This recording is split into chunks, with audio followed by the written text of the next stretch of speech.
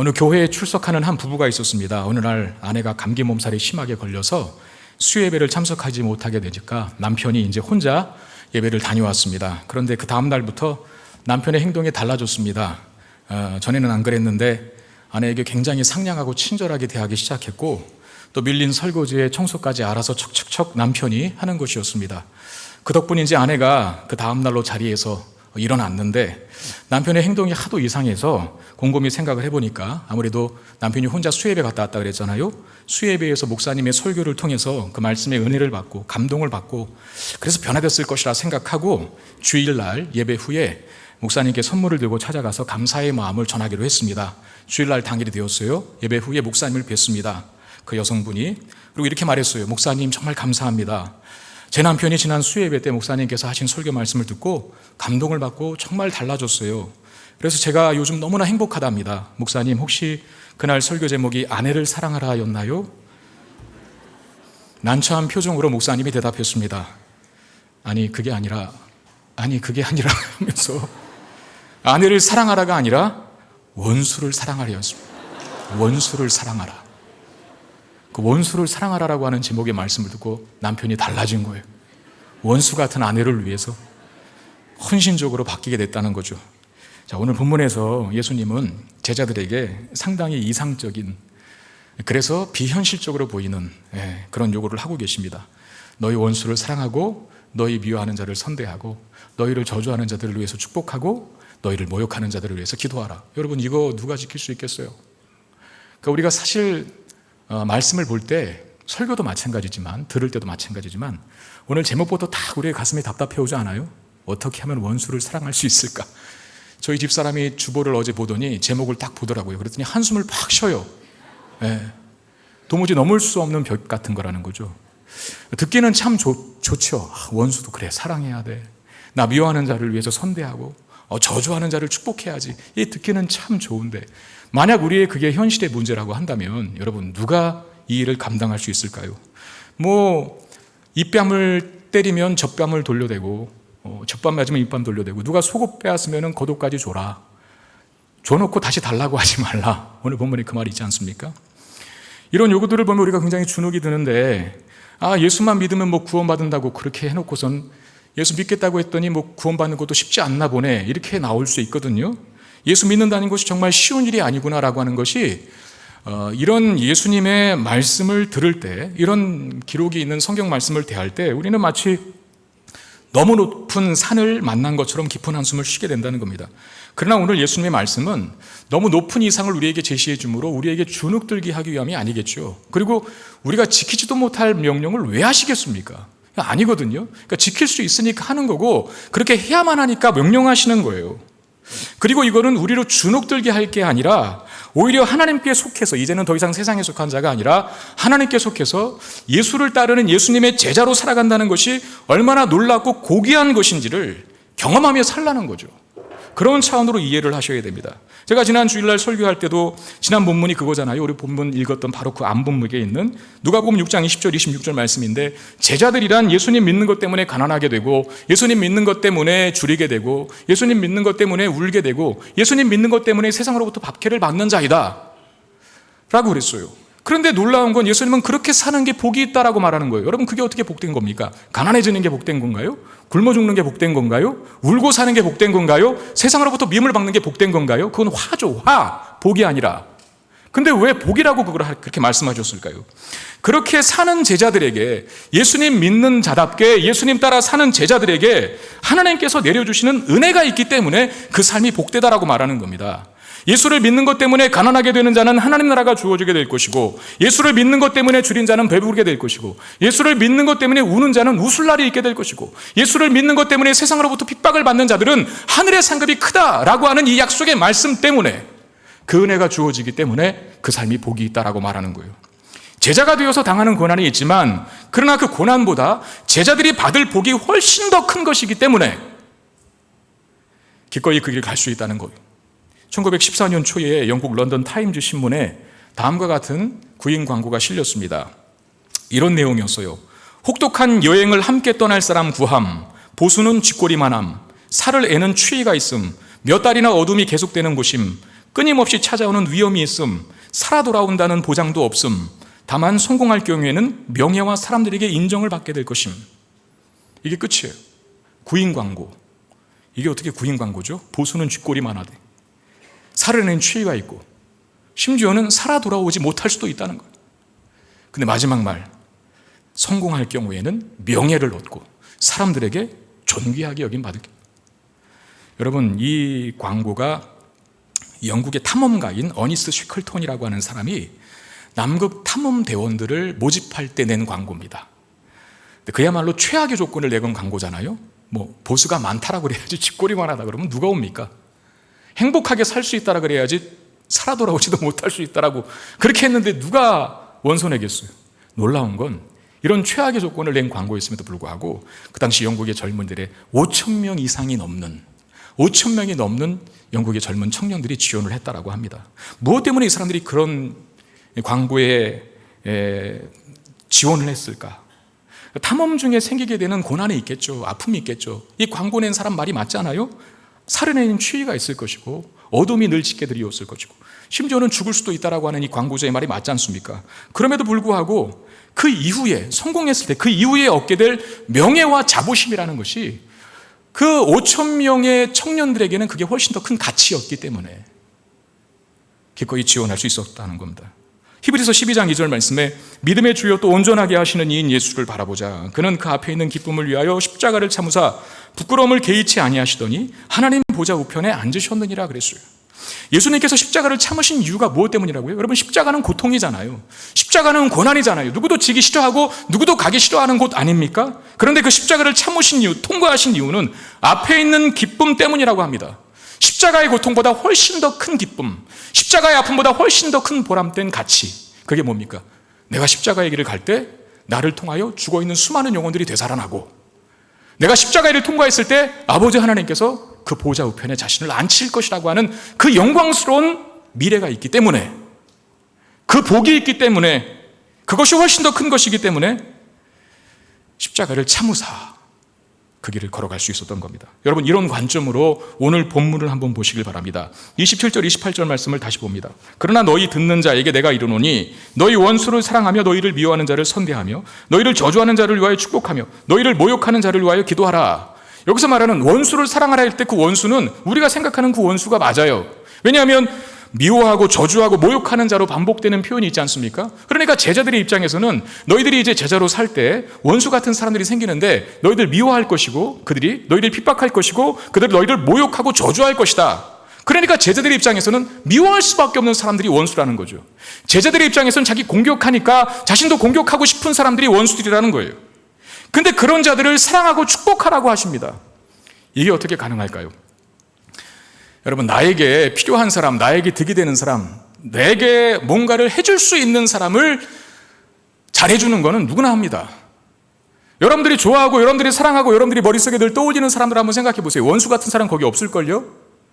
다 여러분들이 호감 갖고 있고 내가 뭔가를 해줬을 때 잘해줬던 사람, 나에게 뭔가를 잘해줬던 사람을 잘해주는 거, 이것은 어렵지 않아요. 100번 실력을 발휘해서 이를 악물고 참고 또 참아서 원수에게 핍박하는 자에게 보복하지 않는 정도까지는 할 수 있습니다. 믿지 않는 사람들도. 그렇잖아요. 원수를 사랑하는 데까지는 어렵겠지만 그래도 저 사람이 나 한 대 때리면 인간의 본성은 2대, 3대 때려주고 싶은 것이 본성이에요. 한 대 맞았다고 해서 한 대 때려주지 않습니다. 너 한 대 쳤어? 좋아. 짓밟아줄게. 이런 거. 그게 인간의 본성이거든요. 그게 모든 자연인의 거듭나지 않는 우리에게도 있는 본성들입니다. 그런데 그걸 참았어요. 보복하지 않았어요. 한 대 맞고 다시 되갚아주지 않았어요. 그것도 대단한 일이에요. 훌륭한 일이에요. 아무나 못합니다. 굉장한 인내심을 발휘해야 됩니다. 그런데 어떻게 나를 미워하고 저주하며 모욕하는 자를 사랑까지 할 수 있을까? 사랑까지 할 수 있을까? 그건 인간은 못한다는 거죠. 그런데 명령하셨어요. 요구하셨어요. 할 수 있는 거니까 하라고 시키시는 겁니다. 어떻게 할 수 있을까요?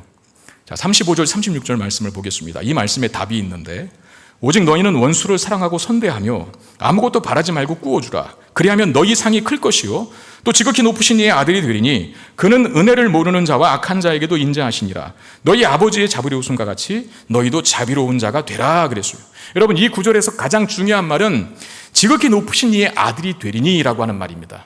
지극히 높으신 이의 아들이 되리니. 그러니까 나를 미워하고 증오하는 원수, 나를 저주하고 모욕하는 원수를 사랑할 수 있는 유일한 존재는 하나님의 자녀들밖에 없다는 겁니다. 거듭나지 않은 본성으로는 못합니다. 거듭나지 않는 자, 즉 예수를 모르는 자연인의 본성 가지고는 그게 안 돼요. 그런데 그걸 할 수 있는 자들이 있어요. 누구냐 하면 거듭나서 하나님의 자녀, 즉 그의 아들이 된 자들만 할 수 있습니다. 자, 제가 이제 증명해 보일게요. 먼저 첫 번째, 우리가 원수도 사랑할 수 있는 첫 번째 이유는 자녀는 아버지를 닮기 때문입니다. 예수님은 산상설교에서 이런 말씀을 하셨어요. 산상설교에서 여러분, 마태복음, 우리가 보는 건 누가복음이잖아요. 마태복음 5장부터 6장 7장까지가 산상설교거든요. 예수님께서 산에서 제자들에게 가르치신 말씀이에요. 그 산상설교와 오늘 누가복음에 있는 우리가 읽었던 이 본문, 지난주부터 시작해서 이건 평지설교라 그러거든요. 그러니까 되게 비슷한 내용이 있는데 예수님께서 각각 다른 장소에서 하신 말씀이에요. 근데 비슷해요. 그래서 참고하면 좋아요. 마태복음 5장 44절 45절에 이런 말씀이 있습니다. 나는 너희에게 이르노니 너희 원수를 사랑하며 너희를 핍박하는 자를 위하여 기도하라. 이같이 한즉 하늘에 계신 너희 아버지의 아들이 되리니 이는 하나님이 그 해를 악인과 선인에게 비추시며 비를 의로운 자와 불의한 자에게 내려주심이라 그랬어요. 자, 하나님은 악인과 의인에게 또는 의로운 자와 불의한 자에게 모두 다 은혜를 베푸신대요. 어떤 은혜입니까? 비를 내려주시고 해를 비춰주신다라고 하는 거죠. 실제로 세상 사람들도, 하나님 모르는 사람들도 하나님의 은혜를 공급받고 삽니다.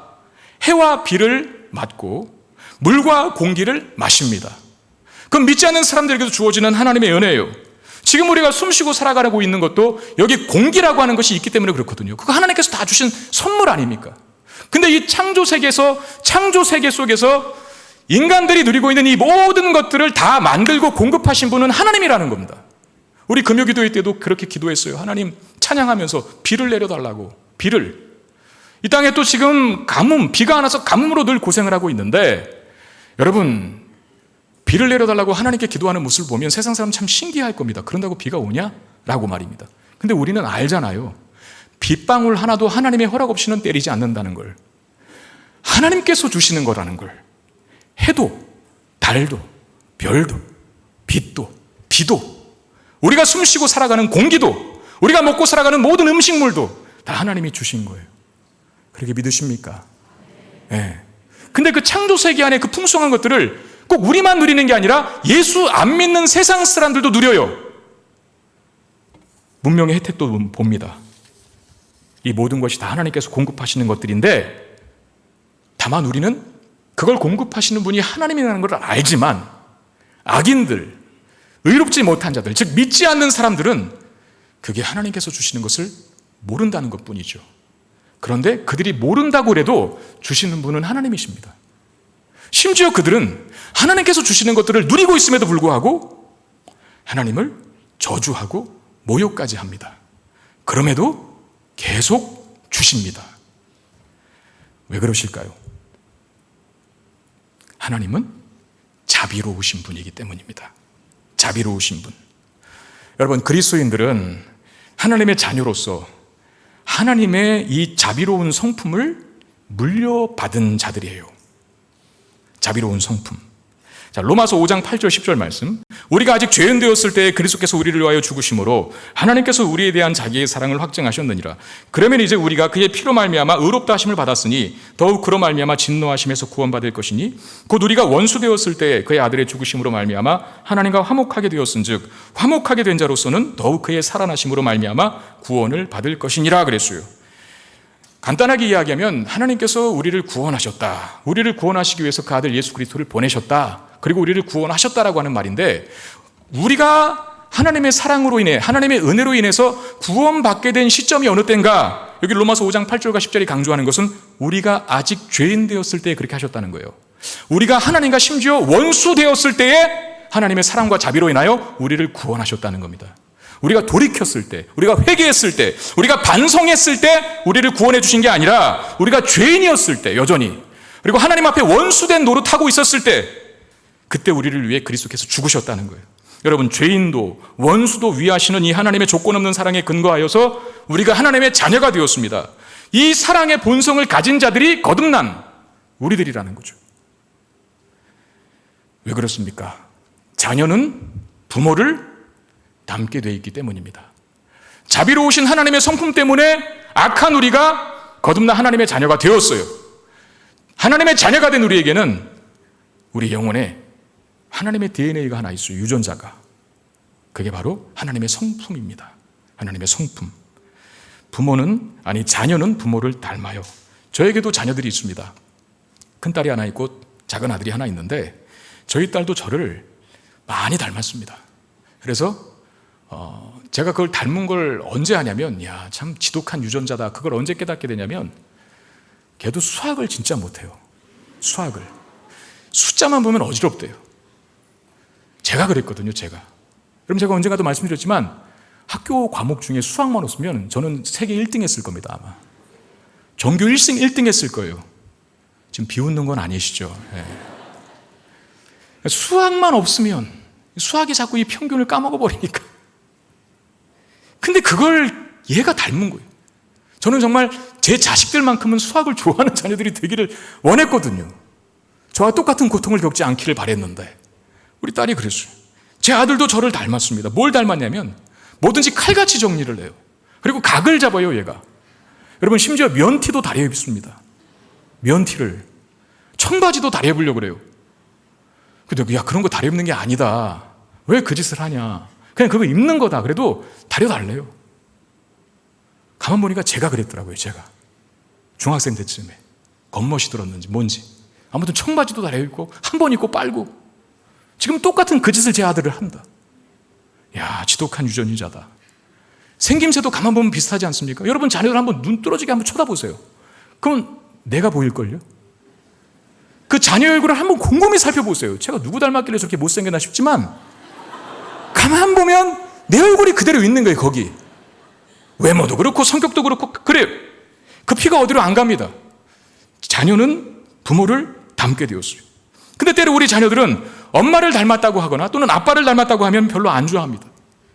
심지어는 기분 나빠하기까지 합니다. 그런데 여러분, 그 닮게 되는 대상이 하나님이시라면 얼마나 닮고 싶을까요? 그리고 닮았다라고 할 때 얼마나 기분이 좋을까요?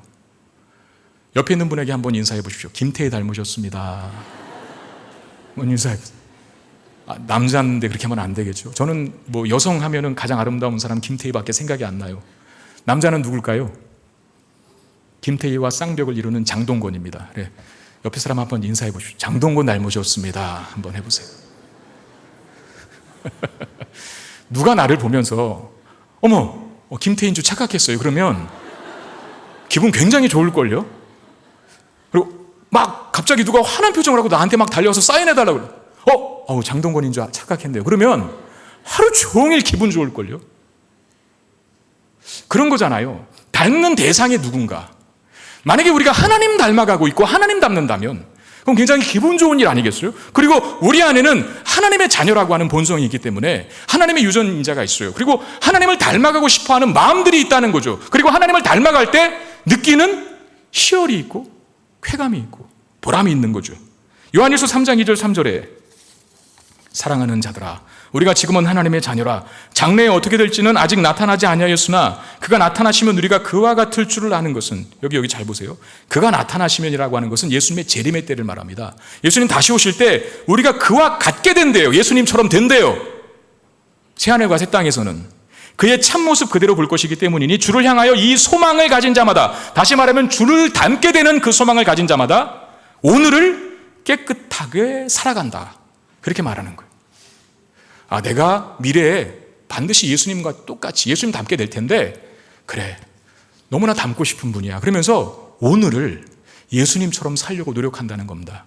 그게 힘들지 않은 거예요. 여러분, 내가 존경하는 누군가를 닮고 싶고, 내가 존경하는 누군가가 좋아하는 걸 좋아하고, 내가 존경하는 누군가가, 내가 사랑하는 누군가가 뭐 하는 거 따라하는 게 어려운 일입니까? 절대 어렵지 않습니다. 내가 좋아하니까, 내가 소망하니까 그건 어려운 일이 아니에요. 제가 청년부 사역할 때 지도했던 청년이 있었습니다. 남자 청년인데 그 어머니 원사님이 저에게 이런 이야기를 했어요. 그 청년이 어렸을 적 얘기를 해주셨는데 그렇게 자동차를 좋아했답니다. 어려서부터 다른 장난감, 뭐 애들이 보면 로봇 좋아하고 뭐 공룡 좋아하고 이러잖아요. 그러지 않습니까? 남자들이 보통 공룡, 자동차 아니면 로봇거든요. 그런데 걔는 자동차를 그렇게 좋아. 다른 건 쳐다보지도 않았대요. 근데 그 어린 나이에도 어디 모터쇼, 그러니까 자동차 막 전시회 같은 거 한다 그러면 거기 그냥 지 혼자 먼데도 찾아갔대요. 그리고 카탈로그를 그 팜플렛 같은 거, 카탈로그 같은 거 다 가져와서 집에다 모아놓고 뭐 이렇게 붙여놓고 액자로 걸어놓고, 그리고 그 어린 나이에도 불구하고 그 자동차에 관한 잡지들 있지 않습니까? 그 잡지를 정기 구독해서 보기까지 했답니다. 지금 걔가 뭐 돼 있는지 아세요? 지금 결혼해서 아들 딸 낳고 잘 살고 있는데 그 청년이 뭐 됐을까요? 자동차 엔지니어 됐어요. 그런 겁니다, 여러분. 의사가 되고 싶은 아이는 어렸을 때부터 청진기 갖고 노는 거예요. 하얀 가운 우리는 싫지만 그 애들은 그거 좋아해요. 엄마, 나 하얀 가운 의사가 입는 저 옷 입고 싶어, 이렇게 말하는 거거든요. 요리사가 되고 싶어 있는 아이는 어렸을 적부터 음식 만드는 걸 되게 좋아하고 이거 막 저거 막 이렇게 섞어보는 걸 좋아하고 막 잘라보기도 하고 썰어보기도 하고 볶아보기도 하고 무쳐보기도 하고 섞어보기도 하고 하는 거죠. 우리는 하나님의 자녀고 하나님은 우리의 아버지 되십니다. 그래서 우리 안에는 하나님의 유전자가 있어요. 그 결과 하나님을 닮고 싶어 해요. 하나님의 성품을 동경하게 된다는 거예요. 어떤 성품? 자비하신 성품. 악인과 선인에게도 똑같이 비를 내려주시는 그 자비하신 성품, 궁일하신 성품, 인자하신 성품, 그 하나님의 성품을 우리도 닮고 싶어 한다는 겁니다. 이게 원수를 사랑하는 첫 번째 이유예요. 원수도 사랑할 수 있는 첫 번째 이유가 바로 그겁니다. 자, 원수도 사랑할 수 있는 두 번째 이유는 하나님이 우리의 아버지 되시기 때문에 그렇습니다. 자, 마태복음 6장 31절 32절 말씀을 한번 보겠습니다. 한번 같이 읽어볼까요? 시작. 그러므로 염려하여 이르기를 이는 다 이방인들이 구하는 것이라. 너희 하늘 아버지께서 이 모든 것이 너희에게 있어야 할 줄을 아시느니라 그랬는데, 여러분 지금 이방인들이 구하는 것이라 그랬잖아요. 하나님이 아버지가 아닌 이방인들의 특징은 뭘까요? 자기 인생을 자기가 책임져야 한다는 겁니다. 간단하게 얘기하면. 꼭 기억하세요. 하나님 없는 사람들의 특징은 자기 인생을 자기가 책임져야 한다라는 거예요. 그래서 늘 염려하죠. 뭘 염려해요? 뭘 먹을까? 뭘 마실까? 뭘 입을까? 늘 걱정과 염려 속에 삽니다. 그리고 자기 인생을 자기가 책임져야 하기 때문에 그들은 늘 빼앗으려고 합니다. 그리고 남을 죽여야 그 사람의 것을 내가 가질 수 있다고 생각을 해요. 하나라도 더 내 것을 만들어야 내 미래와 내 장래가 보장된다고 생각해서 그 사람들은 절대 나누지 않습니다. 각박하게 살아갑니다. 남을 모욕하고 미워하고 원수 만들고 저주하고 이런 모든 것들이 다 하나님 없는 자이기 때문에 그래요. 그 인생에 여유가 없는 거죠. 그래서 빼앗으려고 합니다. 심지어 폭력적이 되기도 하고 짐승같이 굴기도 합니다. 다른 사람을 미워하고 저주하고 모욕하는 이유가 다 이 때문인데, 그들이 할 수 있는, 하나님의 아버지가 아닌 이방인들이 할 수 있는 최고의 사랑은 기브 앤 테이크예요. 근데 여러분, 이게 베푸는 것처럼 보이지만 그건 사실 베푸는 게 아닙니다. 이스라엘 백성들에게 율법을 주실 때 하나님께서 이런 말씀을 하셨어요. 고아와 과부와 객은 나그네거든요. 그들을 꼭 도우라 그랬는데, 고아와 과부와 객은 누가 도와주지 않으면 못 사는 사람들입니다. 그 당시에 누가 도와주지 않으면 그냥 죽을 사람들입니다. 그리고 만약에 그 사람을 내가 도와줬다면 정말 이건 하나님의 자비하심 밖에 그걸 할 다른 게 없어요. 이유가 무슨 말이냐면, 우리는 보통 그렇게 생각하고 누구 돕잖아요. 내가 도와주면 저 사람 나중에 나 갚아주겠지. 말은 안 해도 솔직히 다 그런 마음이 있어요. 내가 밥 한 번 사잖아요. 그럼 언젠간 저 사람 나에게 밥 사주겠지. 밥은 아니더라도 나에게 좀 잘해주겠지 라고 하는, 그게 기브 앤 테이크거든요. 근데 그건 이방인들도 할 수 있다는 거죠. 근데 그건 엄밀한 의미에서 주는 게 아니고 섬기는 것도 아닙니다. 베푸는 것처럼 보이지만 더 많은 보상을 바라고 하는 것입니다. 결국 자신에게 돌아오는 유익이 있을 때 줘요. 하나님 없는 사람들은 내가 줬을 때 2배, 3배로 거두어지기를 바라는 마음으로. 근데 만약에 내가 도와줄 대상이 나에게 다시 뭔가가 돌아올 가능성이 전혀 없는 사람이다, 안 도와줍니다. 절대. 다 그래요. 네, 정말 그래요.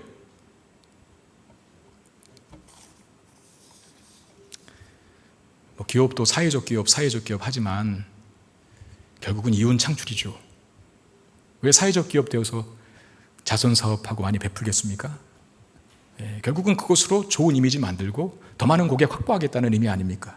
그게 다 기브 앤 테이크예요. 근데 고아와 과부와 객은 내가 줘도 저 사람들이 나에게 조금도 갚을 길이 없는 사람들이에요. 그런 사람들을 도와주라는 거예요. 그게 진짜 나의 마음이라는 거. 내가 갖고 있는 자비를 실천하는 너는 나의 자녀가 맞다는 거죠. 그렇게 도와줬을 때. 이방인들이 아무리 잘해봤자 결국은 기브 앤 테이크밖에 못하거든요. 근데 하나님을 아버지로 둔 그리스도인들은 염려하지 않습니다. 뭘 입을까, 뭘 마실까, 뭘 먹을까 걱정하지 않는다는 거죠. 왜? 아버지 되신 하나님께서 그들의 인생을 책임져 주시기 때문에 그렇습니다. 마태복음 6장 32절에 너희 하늘 아버지께서 이 모든 것이 너희에게 있어야 할 줄을 아시느니라 라고 했잖아요.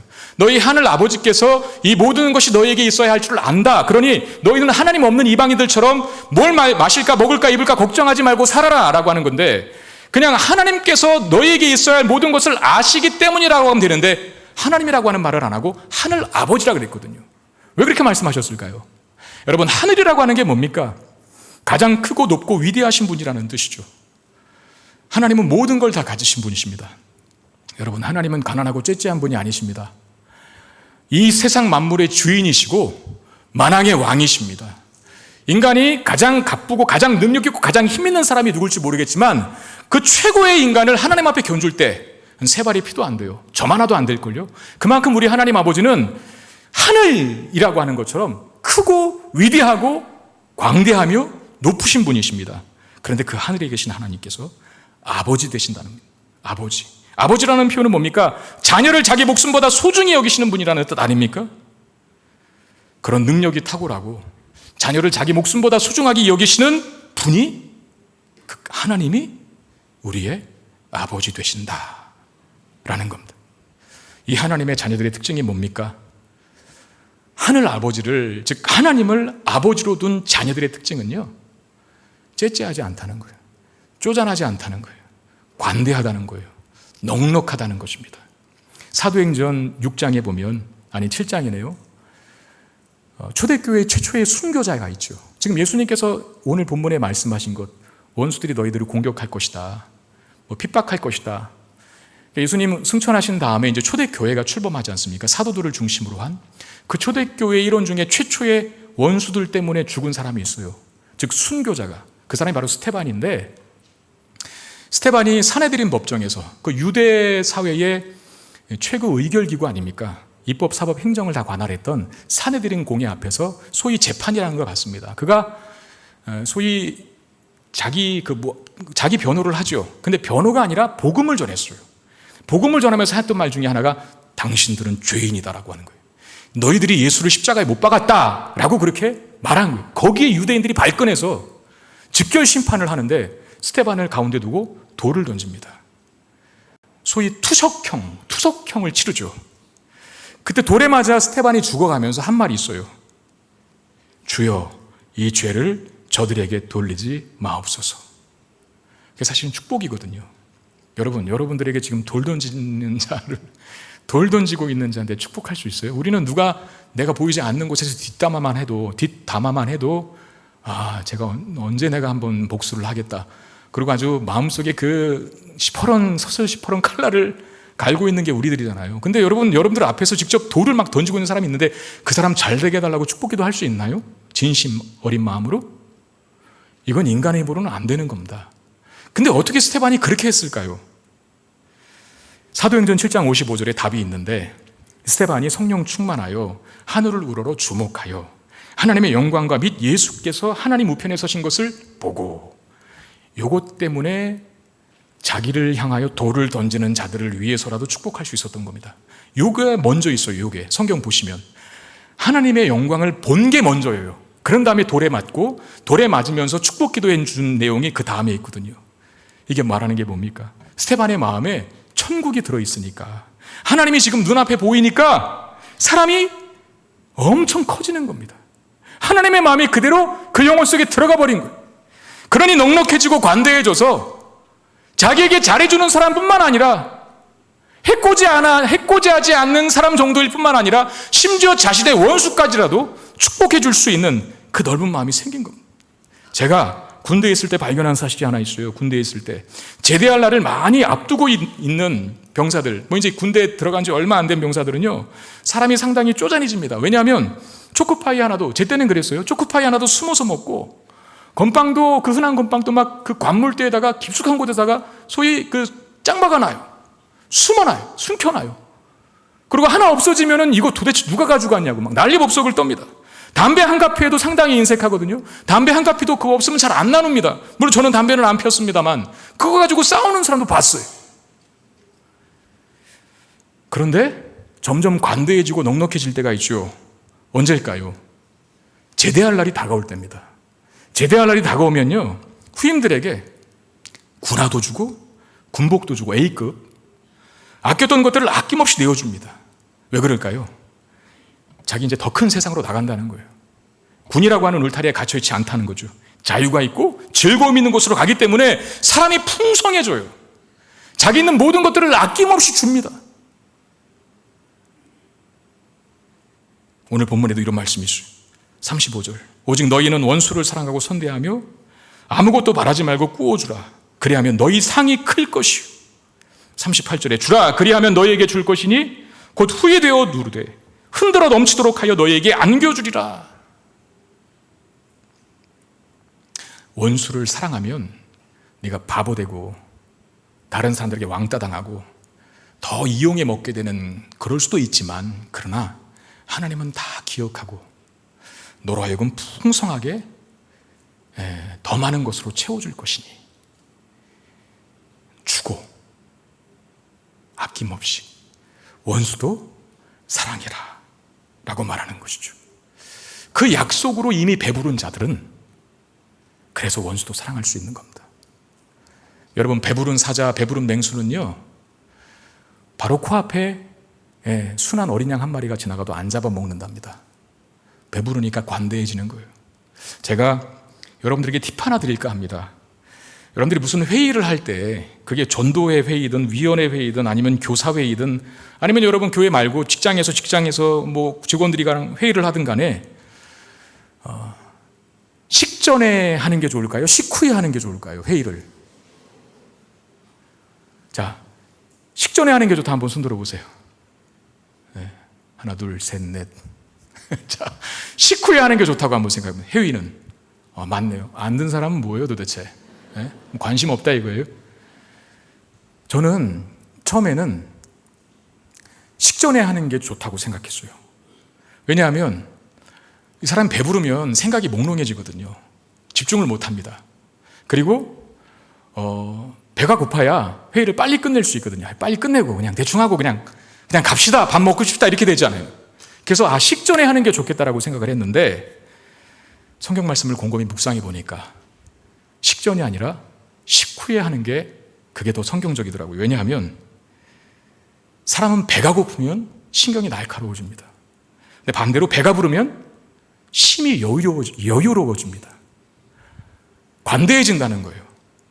배고픈 사람은 날카로워져서 회의만 하면 막 톡톡 쏴대요 그냥. 그것도 의견이라고 내냐고.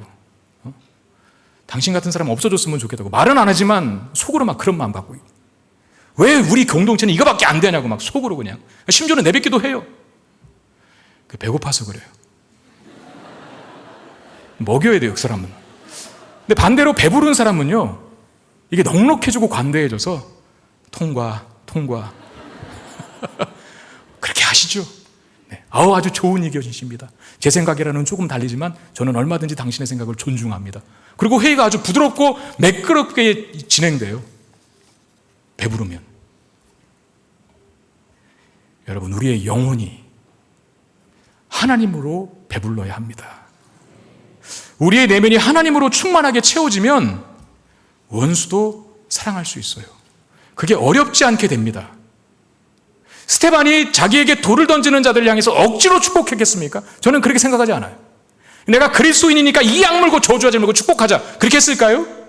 아니, 웃으면서 했어요. 웃으면서. 천사의 얼굴 같았다 그랬거든요.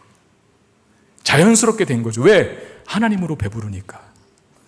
영혼이 하나님으로 충만하게 채워져 있으니까 원수도 사랑하게 되는 거죠. 여러분, 어떤 삶을 살고 싶으십니까? 미워하고 저주하고 빼앗고 움켜쥐는 자로 살고 싶으십니까? 아니면 용서하고 사랑하고 축복하고 나누어주는 자로 살고 싶으십니까? 다 후자일 겁니다. 우리는 그렇게 살 수 있는 자들입니다. 왜? 하나님을 아버지로 둔 하나님의 자녀들이기 때문에 그렇습니다. 우리가 예수님께서 가르치시는 이런 삶을 살 수 있다면 이 세상이 얼마나 아름답게 바뀔까요? 전쟁 없어질 겁니다. 폭력, 비난, 험담, 보복 다 사라질걸요? 가정에서부터 시작하십시오. 원수 같은 남편과 아내를 사랑하세요. 원수 같은 내 자식들을 품으세요.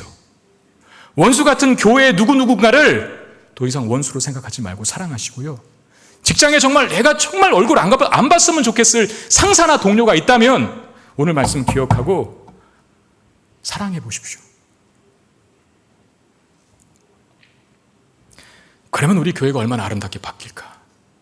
우리 가정이 얼마나 행복하게 될까? 우리 교회가 얼마나 아름답고 존귀하게 될까? 우리의 직장이 얼마나 아름답고 놀라운 곳이 될까? 용서하지 못하는 자가 있으십니까? 용서하십시오. 아니, 용서를 넘어서 사랑하시고요. 그러면 나를 향한 하나님의 더 큰 사랑과 용서를 경험하게 될 줄로 믿습니다. 빼앗길 것에 대한 두려움이 있고 억울함이 있으십니까? 그게 돈이든 뭐든 간에 나눠주십시오. 그리고 내려놓으십시오.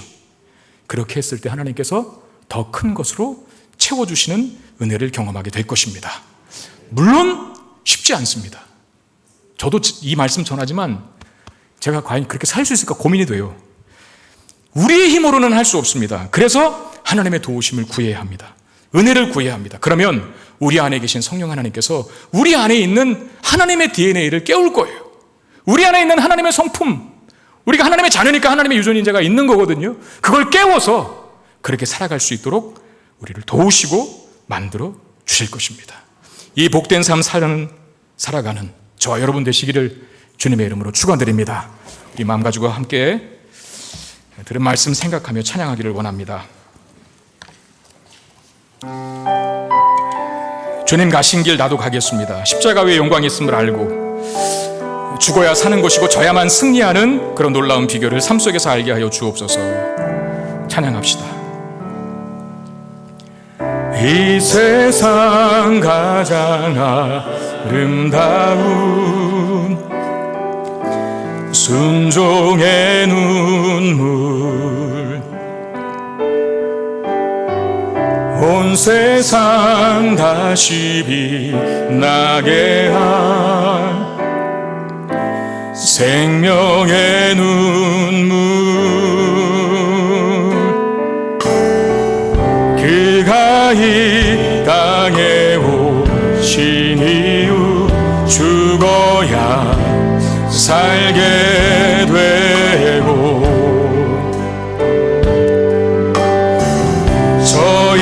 져야만 승리하는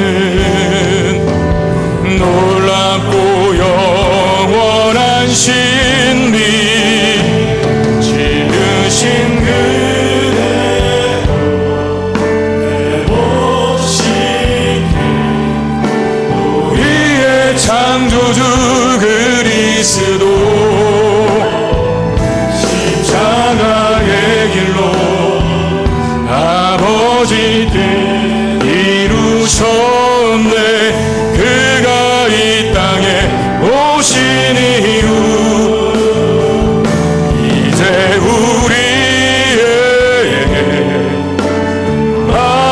맡겨진 그 소망, 그 사랑, 그 생명,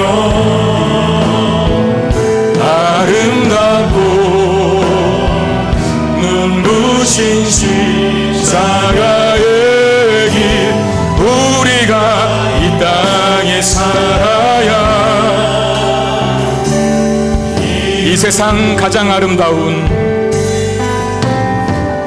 이 세상 가장 아름다운 순종의 눈물, 순종의 눈물, 온 세상 다시 빛나게 한, 온 세상 다시 빛나게 생명의 눈물, 생명의 눈물,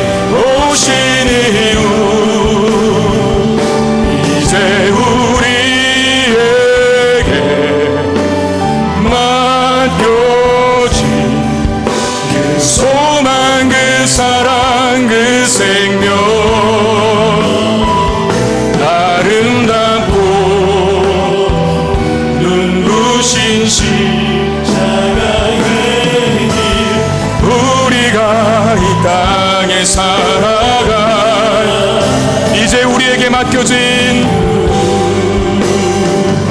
이제 우리에게 맡겨진 그 소망, 그 사랑, 그 생명, 아름답고 눈부신 십자가의 길, 우리가 이 땅에 살아가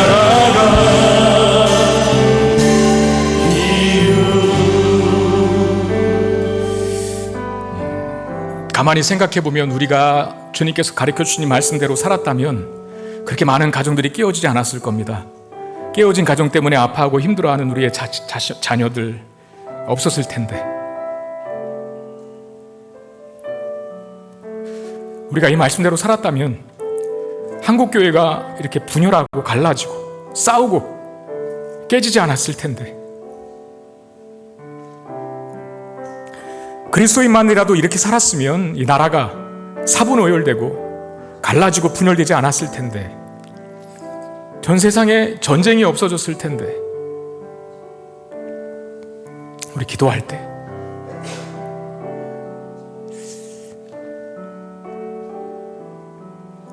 내 영혼에 하나님으로 충만하게 채워주시고 부요한 자 되게 해주시옵소서. 증오하고 미워하고 갈라지고 깨지고 하는 것을 넘어서서 사랑하고 품고 용서하고 또 배려할 수 있는 우리가 되게 하여 주옵소서. 우리 마음으로 같이 기도하겠습니다. 주님 은혜와 사랑을 감사합니다. 이 아침에도 저희들에게 이 시간에 말씀하여 주시고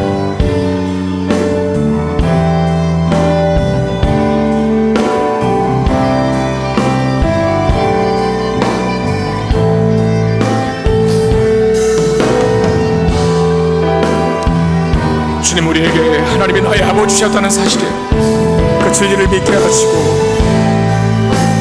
각박하고 남의 것을 빼앗아 살아가는 자가 아니라 모욕하고 저주하고 공격하는 자로 살아가는 자가 아니라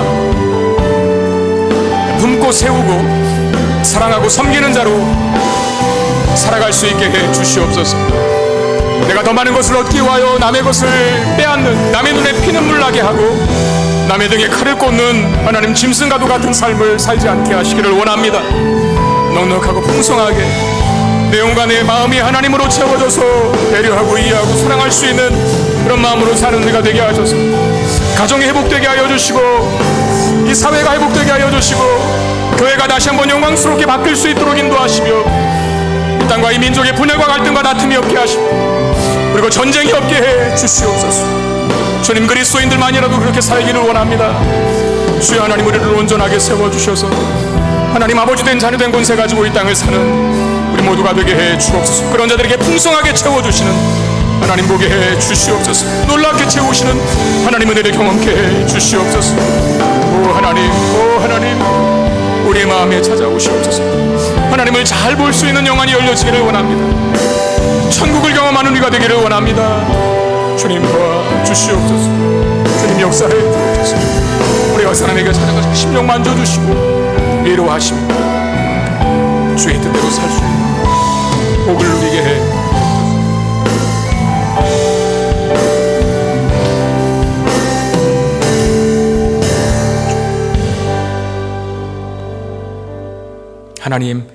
하나님이 우리의 아버지 되셨다는 사실을 우리가 잊지 않고 살게 되기를 원합니다.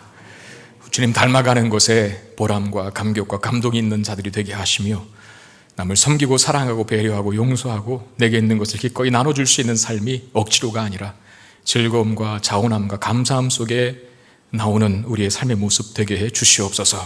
정말 하나님 믿는 사람들은 다르구나. 그렇게 세상이 이방인들이 하나님 없는 자들이 우리를 볼 때 부러워하게 하여 주시고 정말 하나님을 믿고 싶고 닮고 싶도록 만드는 복의 통로로 우리가 다 쓰임받을 수 있도록 인도하여 주옵소서. 우리의 원수같이 서로를 대하는 모습 때문에 가정이 자꾸 깨어지고 교회가 갈라지고 찢어지며 하나님 이 나라도 사분오열되고 세상에는 전쟁이 끊이지를 않습니다. 주님, 그리스도인들만이라도 원수를 사랑할 수 있는 이 마음, 넉넉한 마음 가지고 살아가서 우리가 있는 곳이 아름답고 존귀하게 바뀌게 해 주시옵소서. 귀한 예물 드립니다. 주님 받으시고 하나님 나라와 영광을 위해 아름답게 쓰여지게 하시고 드린 손길 위에 하늘의 신령한 복을 허락해 주시옵소서. 우리 주 예수 그리스도 이름으로 간절히 축복하며 기도드리옵나이다. 아멘.